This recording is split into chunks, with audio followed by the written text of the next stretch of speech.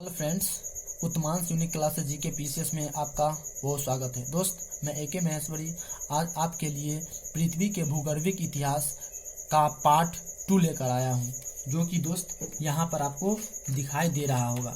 तो दोस्त, पृथ्वी के भूगर्भिक इतिहास के बारे में जर्मन एक क्लाइमेलॉजिस्ट जलवायु शास्त्री थे अल्फ्रेड वैगनर। तो दोस्त, वही अल्फ्रेड वैगनर कि यह थ्योरी है और इस थ्योरी में क्या क्या बताया गया है मेरे दोस्त, इसे आप ध्यान से देखिएगा।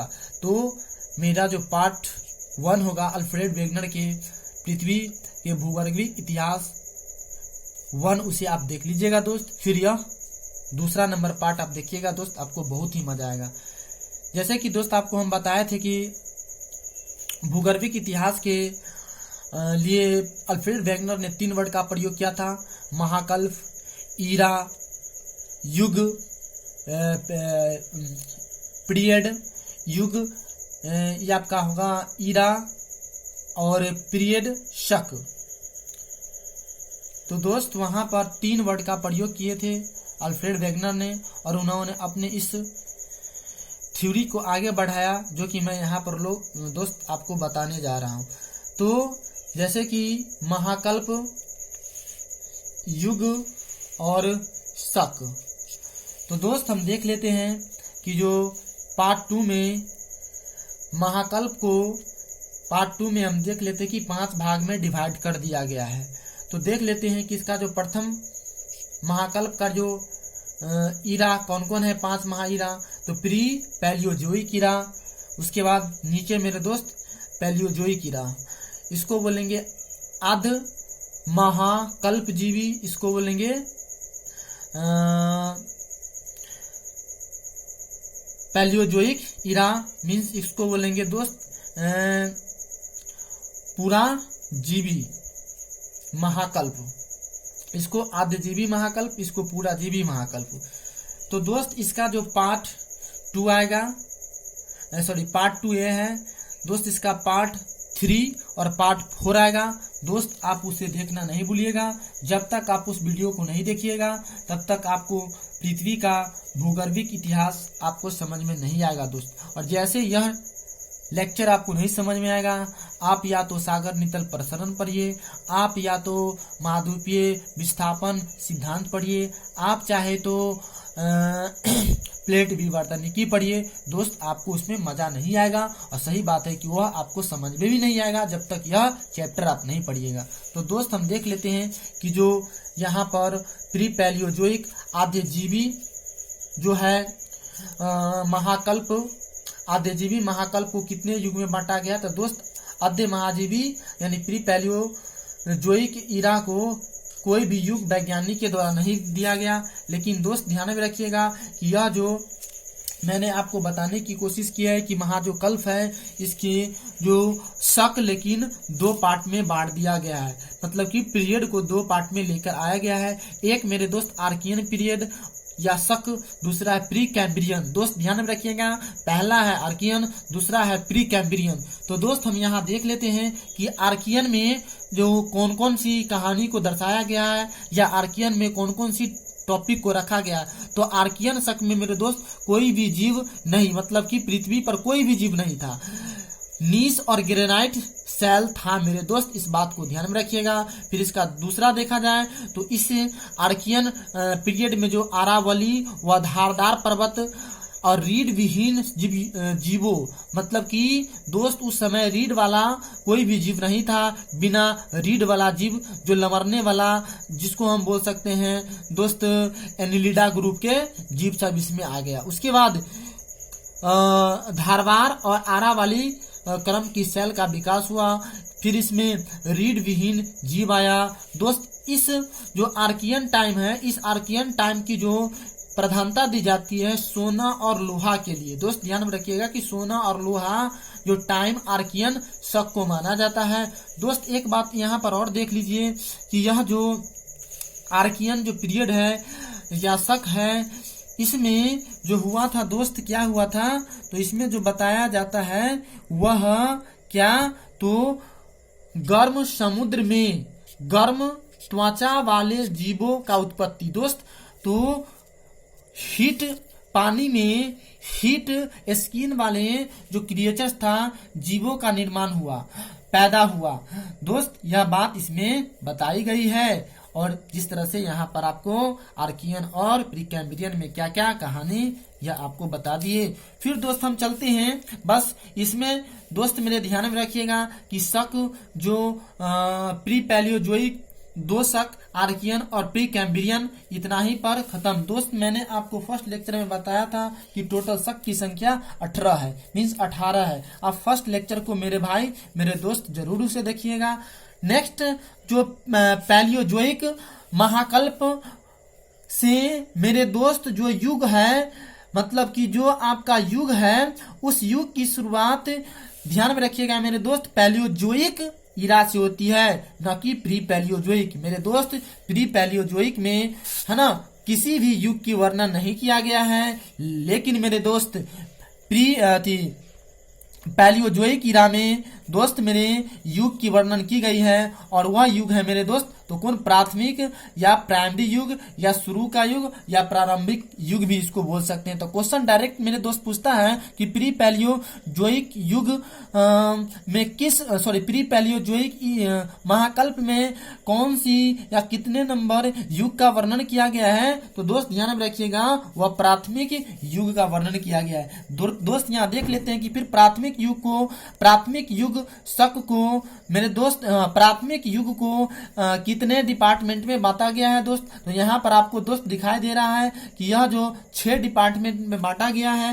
पहला दोस्त देखिएगा कैम्ब्रियन, दूसरा देखिएगा ओर्डोविशियन, तीसरा देखिएगा सिल्यूरियन, चौथा देखिए मेरे दोस्त डियोनियन, पांचवा देखिए मेरे दोस्त कार्बोनिफेरस एंड लास्ट परमियन। तो दोस्त आई होप आपको समझ में आ गया होगा कि जो यहाँ पर मेरा पैलियोजोइक इरा है, उस पैलियोजोइक इरा में प्राथमिक युग है और इस प्राथमिक युग को फिर मेरे दोस्त 6 शकों में पीरियड में डिवाइड कर दिया गया है। जैसे कि यहाँ पर दोस्त मैं आपको बताया pre Cambrian, Ordovician, Silurian, Devonian, Carboniferous और परमियन। तो दोस्त हम देख लेते हैं कि कार्बियन शक किसे, कैम्ब्रियन शक किसे कहते हैं। तो दोस्त ध्यान में रखिएगा कि यहाँ पर प्री कैम्ब्रियन है और यहाँ पर कैम्ब्रियन है मेरे दोस्त। तो कैम्ब्रियन काल में क्या हुआ था मेरे दोस्त, यहाँ पर आपको अच्छी तरह से बताने की मैं कोशिश कर रहा हूं, इसे आप देखते रहिएगा मेरे दोस्त। इसमें बताया जाता है कि विंध्याचल पर्वत और सूक्ष्म जीव, सामग्री, घास व वनस्पति। दोस्त ध्यान में रखिएगा कि कैम्ब्रियन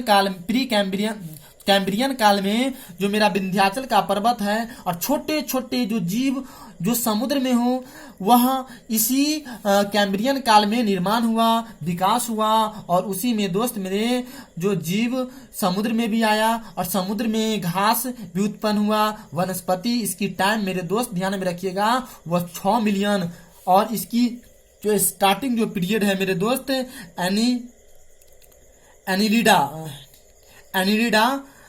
जो इसकी जो पीरियड है 600 से 500 मिलियन वर्ष मेरे दोस्त ध्यान में रखिएगा।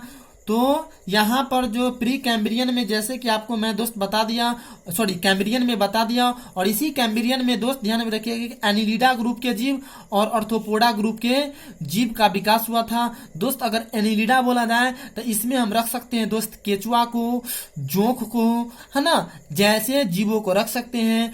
आर्थ्रोपोडा में देखा जाए तो दोस्त हम इसमें टिड्ढा को रख सकते हैं, चींटी को रख सकते हैं, बिच्छू को रख सकते हैं। तो यह सब मेरे दोस्त जो जीव था वह कैम्ब्रियन युग में ही आया था, इस बात को ध्यान में रखिएगा। तो कैम्ब्रियन युग में मेरे दोस्त विंध्याचल पर्वत, सूक्ष्म जीव व समुद्री घास व वनस्पति का आगाज हुआ और यह टाइम 100 मिलियन वर्ष पहले माना जाता है। दोस्त फिर आगे शक को हम देख लेते हैं, यह सिल्यूरियन शक है। तो दोस्त सिल्यूरियन शक में क्या क्या बात बताई गई है, इसमें जो स्थल पर समुद्र जल का प्रवेश, मतलब कि दोस्त उस समय जो स्थल था, जमीन था, उस जमीन पर पूरे समुद्र का जल आ गया। किस काल में, तो ओर्डोविशियन काल में। दोस्त ध्यान में रखिएगा। फिर सिल्यूरियन में दोस्त क्या बता रहा है, सिल्यूरियन में थोड़ा देख लीजिए दोस्त। यहाँ पर ओर्डोविशियन का टाइम 60 मिलियन चला था और सबसे ज्यादा जो टाइम माना जाता है दोस्त यहाँ पर जो दिया गया है शक का।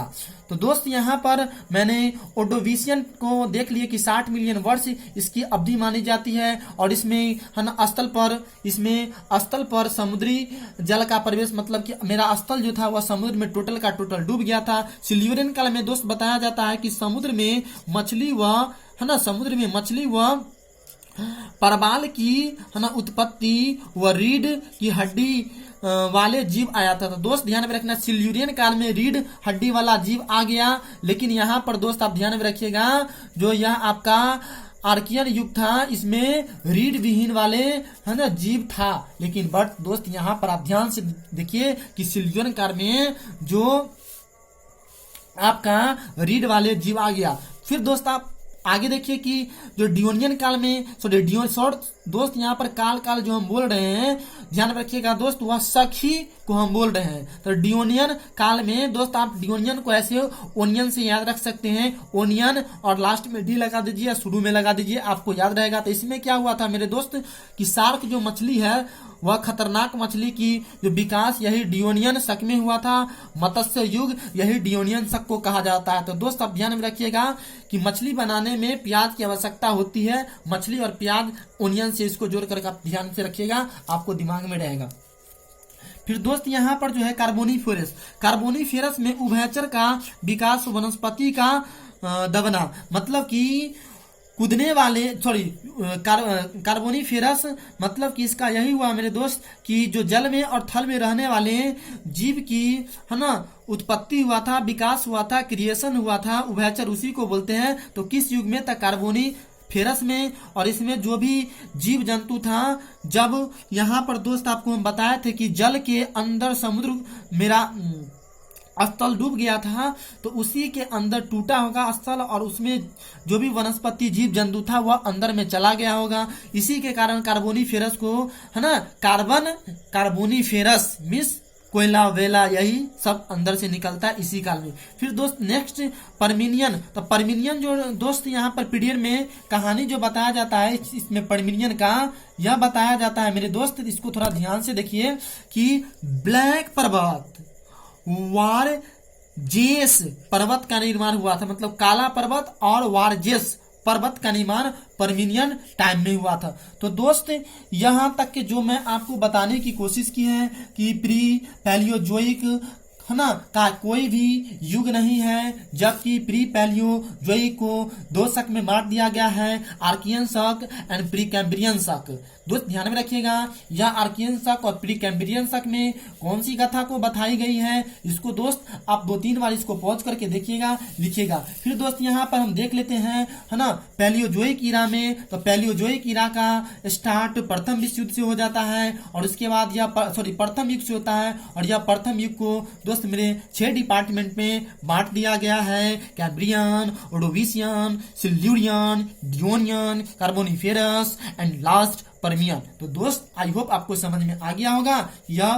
परमिनियन किसे कहते हैं, डियोनियन किसे कहते हैं, सिल्यूरियन किसे कहते हैं, प्री कैम्ब्रियन किसे कहते हैं, जैसा कि मैंने आपको यहाँ पर बता दिया। तो आई होप दोस्त यह बात आपको समझ में आ गया होगा।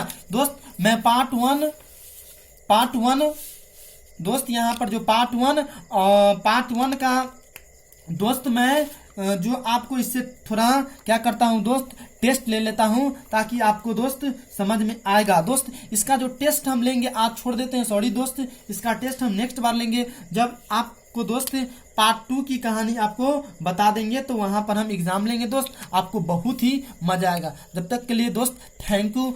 यदि यह वीडियो आपको अच्छा लगा होगा मेरे दोस्त तो इसे लाइक, सब्सक्राइब और शेयर करना और बेल आइकन को दबाना नहीं भूलिएगा मेरे दोस्त। आपसे हाथ जोड़कर विनती है। थैंक यू मेरे दोस्त। फिर नेक्स्ट एक न्यू वीडियो के साथ मिलते हैं। धन्यवाद।